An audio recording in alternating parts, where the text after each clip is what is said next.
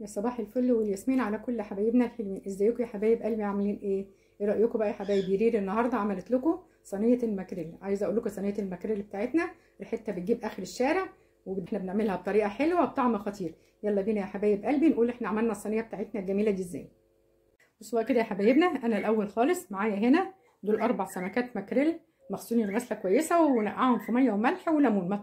ما تنقعوهمش ابدا يا حبايبي. بعد ما اتغسلوا ما تنقعوهمش في خل. الخل يا حبايبي بيهري سمكه الماكريل. انا عايزه قلت لكم كده 4 سمكات. السمكيه مقطعها 3 قطع، ومعانا هنا جزره مبشوره، ومعانا هنا بصل مقطوع مقطع شرايح، ومعانا هنا قطايه مفرومه زي ما انتم شايفين كده، وليمونتين، ومعانا هنا فلفل اخضر وفلفل اللهم صل على بهريسه فلفل احمر، ومعانا هنا قوطه زي ما انتم شايفين كده، قوطه متقطعه طرنشات، ومعانا هنا كرفس، ومعايا بصله متقطعه قطع صغيره، معلقه كبيره ثوم مفروم، معلقه صلصه. التوابل بقى بتاعتنا هنا معايا بابريكا، ثوم بودر، بصل بودر، فلفل اسمر، كمون، كزبره، شطه، ملح. دي التوابل بتاعتنا يا حبايبنا، طبعا بجانب بقى ايه الزيت اللي احنا بنضيفه على الصينيه.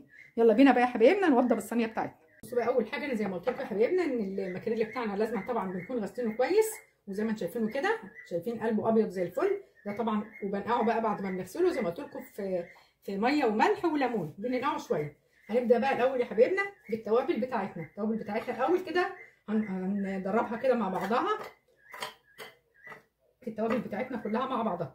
هنبدا بقى كده الاول نوضب الايه الدقه بتاعتنا اللي احنا هنحشي بيها اللهم صل على النبي، اللي احنا هنحشي بيها الماكريل.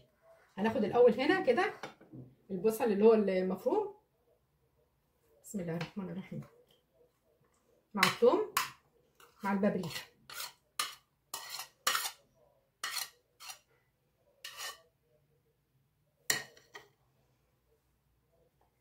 وهناخد اللهم صل على النبي الهريسه بتاعتنا كده، هناخد نصها فلفل الحامي اللي هو السبايسي، مع نص هريسه الشطه، وهناخد نص الكرفس بتاعنا،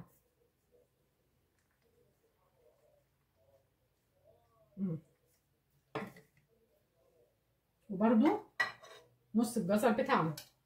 هنشيل منه الاول قطع الليمون دي اللي انا حطاها، وهناخد نص الجزره اللي هو المبشوره.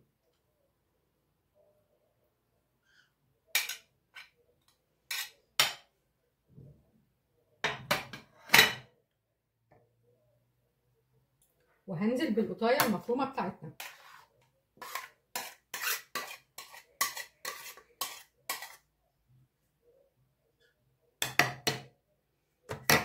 هنبدا بقى الاول يا حبايبنا، وهنعصر عليها هنا على الخلطه بتاعتنا دي الاول ليمونيه.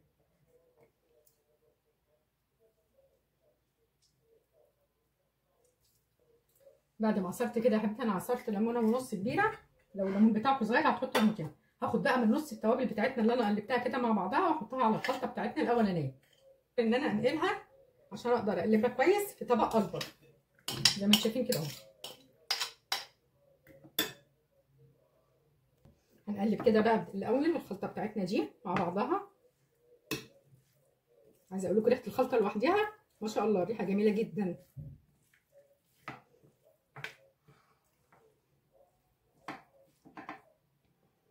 كده احنا قلبنا نص الحاجه بتاعتنا اللي هنحشي بيها الماكريل.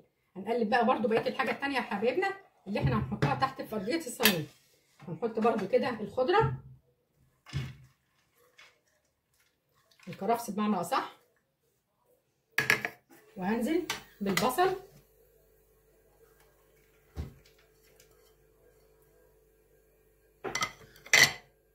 والجزر بتاعنا المبشور، وهنزل بالفلفل بتاعنا. بسم الله الرحمن الرحيم.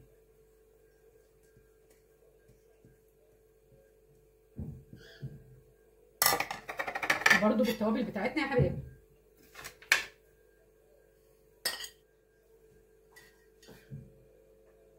وهننزل برده بالقوطه بتاعتنا كده. انا طبعا حطيت التوابل زي ما انتم شايفين كده قبليها، وهنبدا نقلب برده المكونات بتاعتنا دي كده كلها مع بعضها. هنزل بقى كده بعد ما قلبتها بعصره ليمونه كبيره،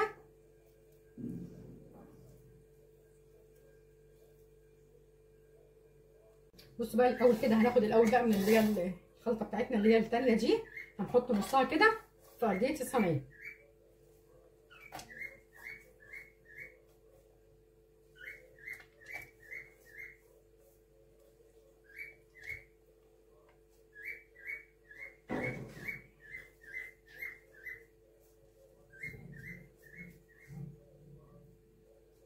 وهنبدا بقى كده يا حبايبنا ان احنا نتبل بقى ايه المكريل بتاعنا اهو بالخلطه الاولانيه اللي هي فيها الثوم والحاجه.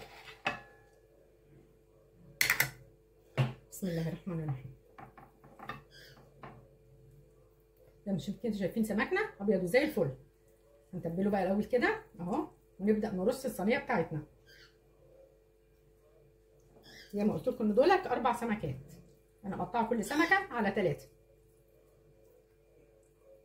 هرصها بقى وارجع لكم. كده دلوقتي احنا تبلنا الماكريل بتاعنا ورصيته في الصينيه بالتتبيله الاولانيه. هنبدا بقى نص اللي هي قطعه القوطه والفلفل والبصل الترشات التانيين، هنبدا بقى كده اللي احنا قلبناه وهنبدا نحطهم على وش الصينيه بتاعتنا من فوق. عايزه اقول لكم هتاكلوا احلى صينيه ماكريل.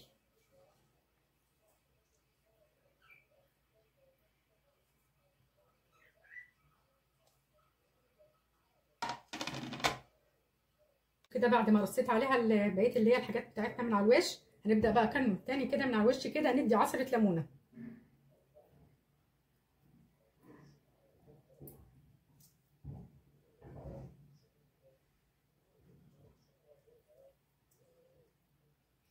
حبايبنا بقى بعد ما عصرت عليها كده ليمونه تانيه من على الوش، معانا كده بقى شويه زيت ذره كده حلوين او زيت عباد الشمس، المهم يكون الزيت بتاعنا يا حبايبنا ريحته حلوه. هنحط كده من على الوش حوالي مثلا 3 معالق، لان طبعا انا عامله 4 سمكات.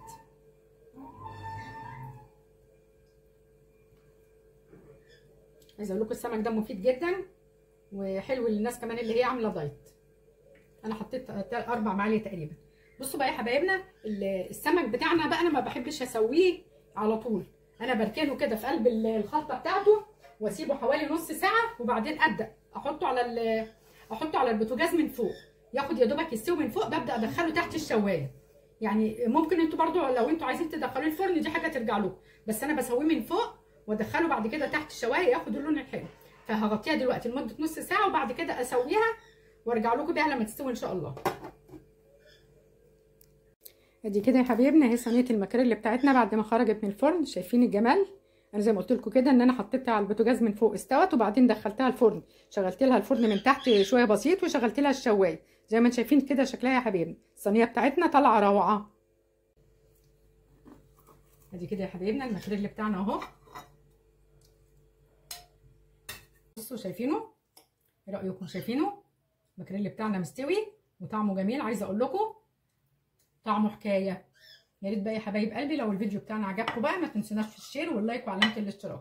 اترككم في رعايه الله والسلام عليكم ورحمه الله وبركاته.